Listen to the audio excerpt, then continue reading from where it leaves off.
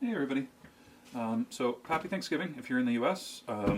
Today we're going to make this really cool wallet Kayleena came up with. It looks like a snap wallet, but it's a nice slim card wallet, similar to our vertical card wallet with a snap. I really love it though. It's nice when you want the detail of a snap wallet, but you want something a little thin. So we have a pattern that's going to be available for sale. That's going to be on our website, link is in the description.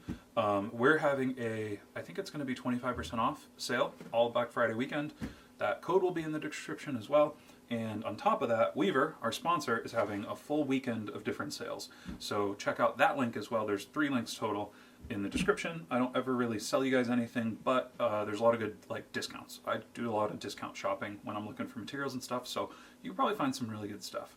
That being said, we're going to cut out this pattern. You guys have seen us cut things many times, and then we'll get right to making. Okay, so for this wallet, we're going to get the whole interior made. We're going to get it all attached to, this is our interior shell, and then we're going to use a different color exterior. So we'll do the exterior, which I think is going to be, I'll just go through the scrap bin and find a cool leather that goes with this. But for now, we need to get all of this put together. So these are going to be our card banks. You have one for either side, left and right. The first thing I'm going to do is I'm going to glue in, we're going to be using a concho for the snap. If you're using a regular snap, you don't need to do this part, but I did include a little 1-inch spacer in the pattern in case you are using a concho. You can get really cool coin conchos, you can get all sorts of different conchos. We want to glue this spacer in so that, because we're using kind of thin leather, so that the screw that attaches the snap to the concho is biting into the leather. You never want it really loose because then it tends to back out on you. So we'll do that first. We'll set that to the side. The next thing we're going to do is start building our card banks. So in the pattern, we include what we call the top pocket guide. And the top pocket guide is basically just a printed out card bank and with all the pockets stacked on top of each other. In this instance, it's only 2 cards, but what you do is you take your supporting pocket piece that goes behind everything, you take your top pocket guide, you put that on top, and then you just mark the tops of the pockets. Pretty self-explanatory. And I like to do this way because then there's no measurements, there's no guesswork, it takes everything out of it. You just know that, where is it? This pocket, when you glue it in, the tall part has to go on that mark and the shorter part has to go on that mark. Then what we're going to do is save paper. I only included 1 top pocket guide because I trust you guys to just flip it over. That's how you're going to get your other side. And we're just going to do the same thing, and then we're going to glue in our first T-pocket. And for this one, I'm not skiving anything, just to show you guys that you don't always have to skive. It's perfectly possible if you use, I'm using like 2.5, 3 ounce leather here. You can get a lovely slim wallet without doing any skiving if you're not super good at skiving, or if you want to just make a quick wallet. We're doing this today because these are really great gifts if you're like we are, and you're in the middle of not only making Christmas stuff to sell, but also making Christmas stuff for your friends and family, or any holiday stuff. This is a nice one because it's fairly quick to make.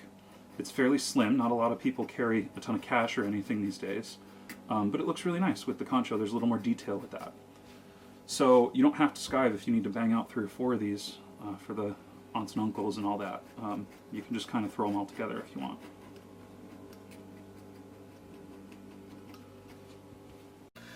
So on the pocket templates, where this dotted line is, that's pretty much, this is a trim allowance, so where the dotted line is pretty much where your pocket's going to end ultimately when it's glued in. But what I like to do when I'm gluing is, I just glue this entire little part here.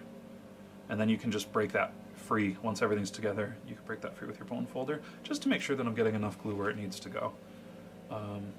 So we'll just glue these up, and we'll put a little bit of glue on our card bank pieces, and we're good to go.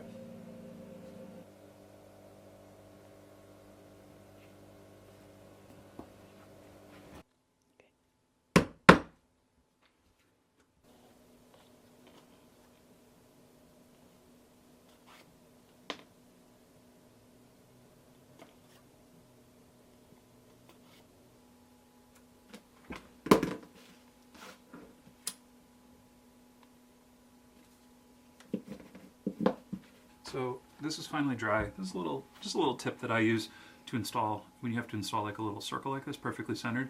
I have a hole punched at the center mark, which is in the pattern, and I stick my scratch awl kind of like too far through it, and then I also have the hole punched in the other piece, and then you just kind of move it around till you feel the center lock in, and then all you can do is push it down, and you know you're as centered as you can be given the marks that you've made.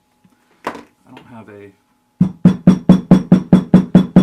My hammer's at the other workbench, so this will do for now. So this is good to go. We can set this aside, and remember, we're going to assemble all of this together before we glue this onto our exterior shell. So the next step, we're going to put a little bit of glue, well, a lot of bit of glue actually, around the bottom of our pocket banks, because now we're going to glue in the bottom big pocket. For our pockets themselves, they're a lot bigger than we need them to be. And that's because we have a trim allowance here. Now, a trim allowance is just a little bit extra leather to make up for leather thickness, leather type, depending on what you're going to make this out of. What I like to do to figure out where to glue on these pieces is I take my dividers, I set them to the width of the trim allowance, and then I just make a mark on the back of those pieces so I know that everything from this line out probably isn't going to be, you know, you might have a little, like an 1/8 or a 1/16 of an inch that's going to be glued, but for the most part you don't need to glue a lot of this outside stuff. And you do, more importantly, need to glue far enough inside of this line that you're catching this glue mark on the pocket itself. So I'll just make my marks here, and then what I'll do is, when I go to glue, I'm going to focus on gluing mostly inside of this line. And I will glue on the outside a bit, that's the whole point of a trim allowance. But you really want to focus on getting a good 1/8 or 1/4 of an inch, or however much you glue.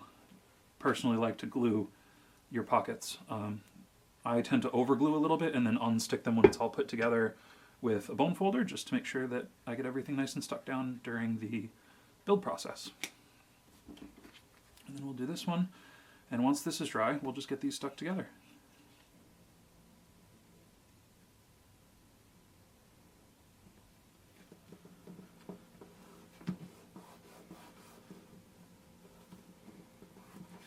So once we have everything glued together on this pocket bank, and this is for both of them, I'm going to come through and trim everything to its final size. And then we need to lay out our stitch line for the center seam, because we can't do that once everything is glued together. So the way that I like to do that is, we're going to take our calipers, and we need to mark our interior stitch line here. What I like to do first is, I like to mark the bottom stitch line, and this will be the stitch line that is basically sewing everything together in the end, so that I know where it is, because I don't want to run this stitch line into it. And that's a personal decision. If you want to run this stitch line all the way down, go for it. I like to leave maybe a 1/2 inch or so, just as a little design detail. Once we have that done though, we can just punch and sew both of our interior seams and then burnish these edges, and then we'll be ready to go to assemble the whole wallet.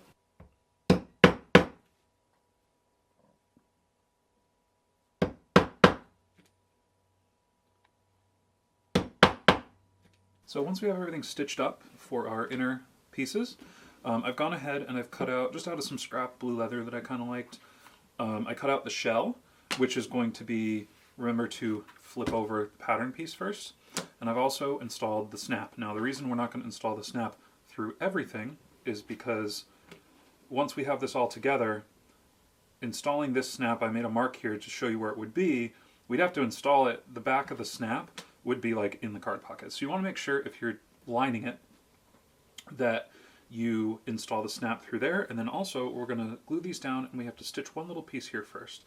If you want to simplify this pattern, you can get rid of this lining piece completely, and all you can do is just install your card banks directly to the outer shell, and then you'll have the same function of this wallet that we're making. You just won't have that little liner piece in there, which is totally fine. For us, however, we do have a liner to contend with. So what I'm going to do is I'm going to rough up, I've marked out, I'm like juggling pieces right It's like now. playing cards. Hey! Shell game.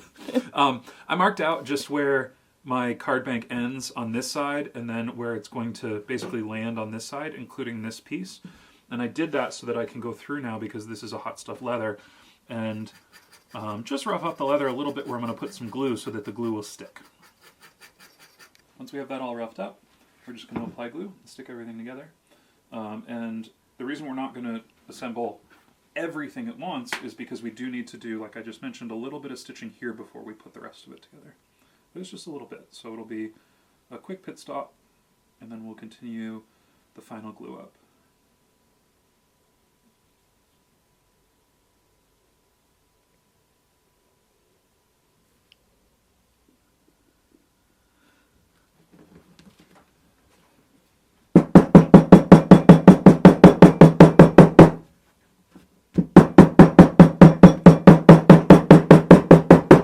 So once we have everything glued in, you see we have our hidden pockets down there.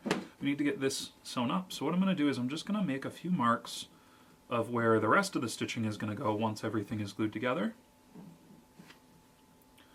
so that I can kind of gauge where I want to start stitching and where I want to stop stitching. So I think I'm going to put that there, and then I think right about there is roughly where these two are going to meet up enough for me to stitch through everything. And then obviously at the top we're just going to intersect right there.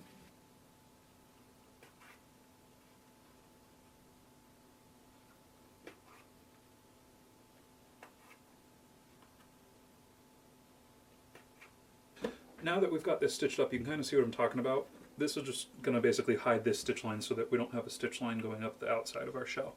Once we've got that done, we're ready to glue everything up. I think that's kind of the thing that I really love about designs like this. This design specifically is you have a couple little stitch lines, but basically you're just kind of gluing everything up, and then you do one big stitch line at the end, you know, in a couple parts, and you're basically done. So that's what we're headed towards.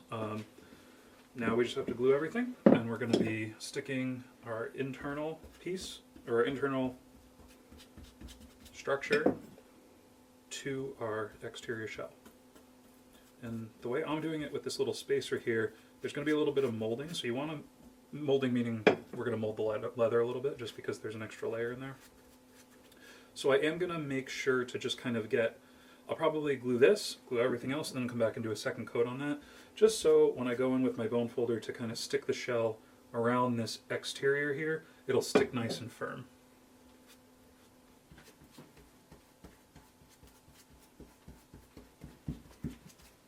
So now that we have both of these glued up, it's going to be a little bit tricky. I usually, when I make an interior and glue it to an exterior, I usually try to just have the exterior as a piece of leather, not as a cutout shape, but you kind of can't do that with this design because you have the snap that you have to place in just the right position. So we're just going to go slow. I'm going to fold this up so that I'm not gluing that, so that this isn't going to stick where I don't want it to.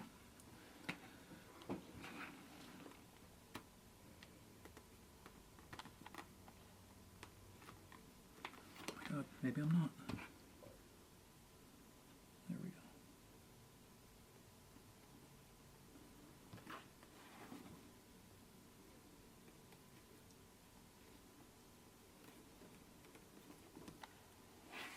And now remember, we have that little spacer there. So we want to make sure that we kind of stick this all around, and then I'm going to get my bone folder, and we're really going to push that down in there. And you'll have a little bit of trimming to do, but I'm doing my best to line up everything on this side so that my snap is in the correct position, and do all my trimming on this side, which is only going to be, you know, just that little bit. We did a pretty good job. But you don't really want, the further the snap ends up out, the looser your fit is going to be on your snap. So I'm choosing to prioritize this being in the right position and doing a little trimming on this side. So once everything is glued together, we're going to get our calipers, and it's your choice whether you want to mark your stitches and punch from the inside out or the outside in. I always prefer to mark on the side that has the most stuff, meaning the most detailing. So in this case, it's going to be all the pockets and stuff, because then you can kind of go through and you can punch, you know that you want a stitch on either side of the seam, you don't want it to split right in between. You can really do that and then just sew from the outside afterwards. But if you want to punch from the outside, go for it. It doesn't really make much of a difference. It only affects where your stitches land on the inside. And I'm not good enough to know from the outside if I'm going to split seams or not. So now all we have to do is punch this out, or punch it, sew it, and we're good to go.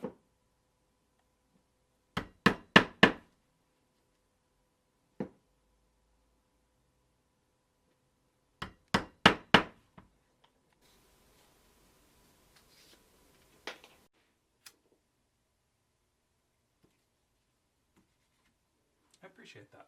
You know? So this pattern is not a curved corner, it's a straight cut. But what we want to do, or at least what I like to do, is I like to take off just a little bit at a 45, and then I'm going to go over to the sander and round this down. And that way, if you're cutting a curve this small, there's really no way, the closest you could get is kind of this, where you do 145-degree stitch here. But really, it's best to just kind of do straight corners and meet in the middle, or meet at the corner, and then just kind of do a small rounding portion there. That's how we've done it that way for years. And what that's going to do is, if you were to leave that 90-degree right angle, as someone used it, I cut them all off, but the corner, the sharp corner, would kind of fold in all different ways and could delaminate, and it wouldn't fall apart, it would just look very untidy. So I like to round this off so we have all blunt edges, so that that's not going to happen. And so I'm just going to go run over to the sander real quick, level these edges, and we'll just do a little burnishing, install the snap, and we're good to go.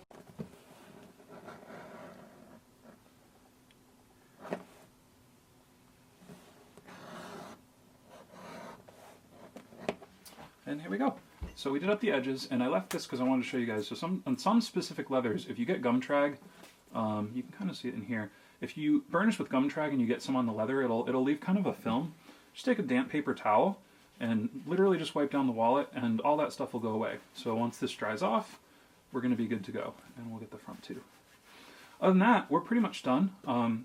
This pattern is really cool. You get the style of a snap wallet, but you still get a nice slim wallet, so it's not like super bulky in your back pocket. Has a ton of storage, you know, the classic, everybody loves a hidden pocket, and this design really implements that well. So the pattern is going to be in the description if you want to pick it up for a couple bucks. Kayleena designed it. If you're seeing this, it's Thanksgiving, so our Black Friday sale is live. Everything on our website, patterns, wallets, belts, bottle hooks, everything's 30% off with the code GOBBLE at checkout. That information will be in the description. And Weaver is also having, I think they're doing like daily deals where they have a different deal every day. And they have some really good gear, and they don't ever do a bigger sale throughout the year than the Black Friday through Cyber Monday sale. So if you're in the market for some new tools, go check that out. Other than that, thank you guys so much for watching. We hope you have a good holiday weekend if you're in the US, and we'll see you next time.